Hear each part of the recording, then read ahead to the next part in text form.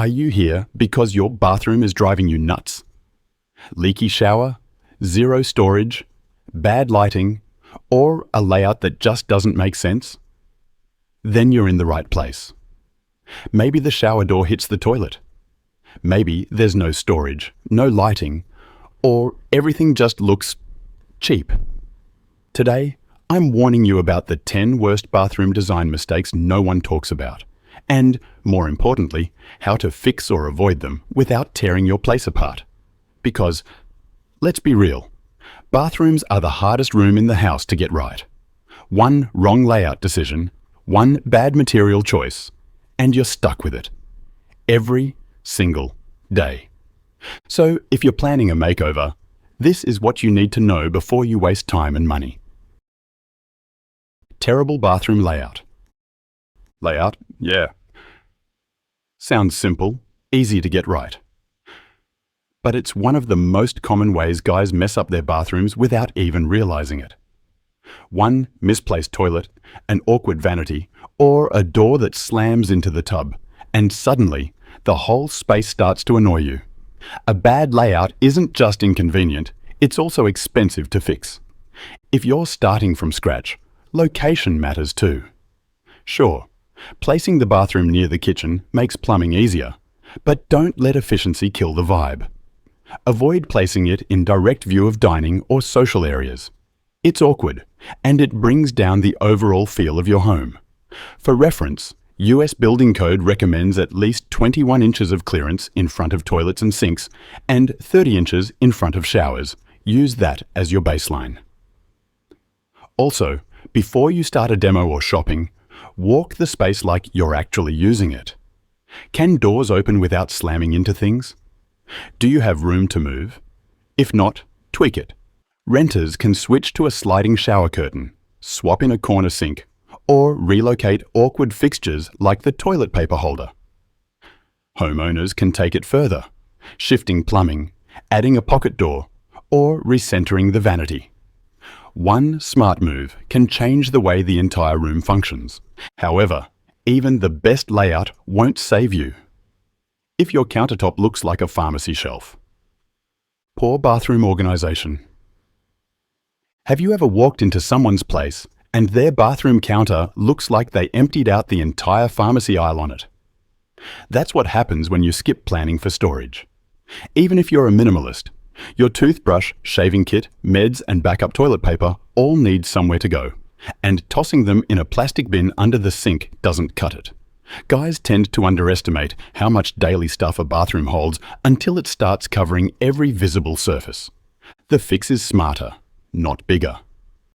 Use vertical space, shelves over the toilet, wall-mounted cabinets, even slim ladder storage that leans against the wall. Renters can get creative with suction shelves or adhesive organizers that don't leave marks. Homeowners, get yourself a vanity with real drawers, not just a sink slapped on top of MDF. Inside, use drawer dividers or stackable bins. You don't need a full remodel to keep your bathroom from looking like a shared dorm room. And while you're clearing the clutter, you can see, don't ignore the invisible stuff that's quietly destroying your bathroom from the inside. Weak ventilation. If your bathroom always feels damp, no matter how clean it is, this is probably why. Poor ventilation doesn't just fog up your mirror, it builds up humidity that slowly wrecks your walls, your paint, and your lungs. Mold, mildew, warped wood, peeling finishes, it all starts with trapped steam. Skip the airflow, and you're basically setting yourself up for a mold trap. Bathrooms need ventilation. By code, most building standards require an exhaust fan or an operable window. But not every landlord or contractor actually follows that. If you rent, check where your fan vents. You can usually tell by holding up a tissue. If it's weak or non-existent, open a window during showers and leave it after. You can also pick up a compact dehumidifier. They're under $50 and way more useful than you'd think. If you own your place, install a fan rated for at least 50 CFM and run it for 20 minutes after every shower. Your materials and your sinuses will thank you. Even the best tiles and finishes can't save you if the air in your bathroom is quietly wrecking everything you've built. But of course, all the airflow in the world won't help if you still look like a zombie in the mirror every morning. Insufficient lighting. There's nothing like brushing your teeth in a bathroom that feels like a basement bunker. Or worse, lights so dim they make you look like you haven't slept since 2019. Bad lighting makes the entire space feel grimy and outdated, no matter how clean or well designed it is. Most guys rely on one overhead bulb and call it a day. That's mistake number one. You need layers. Add task lighting around the mirror. Wall sconces or vertical lights at face level work best. Combine that with general lighting from above, and accent lighting for mood if you want to go the extra mile. Switch to warm LED bulbs somewhere between 2700 Kelvin to 3000 Kelvin. Renters? No excuse, a plug-in vanity light or a stick-on LED strip costs under $30 and makes a massive difference. Homeowners can install a backlit mirror or rewire for real symmetry. You don't need a spa setup, just lighting. That doesn't make you question your life every morning. Of course, what that light's actually shining on. That matters too, especially if it's fake marble that's already peeling at the edges. Wrong materials. Some bathrooms look decent for about 5 minutes, until moisture, heat, and time start to expose what they're really made of. Cheap materials don't just age fast, they make your whole space feel disposable. Think peeling stick-on tiles, swollen particle board, or chrome-painted plastic that flakes after one deep clean. Black or bright white tiles show every water stain and soap scum mark, especially around faucets and sinks. Glossy finishes? They highlight every fingerprint. Go matte where you can. Use porcelain tile, sealed wood, or composite for surfaces. These hold up to steam, scrubbing, and daily wear.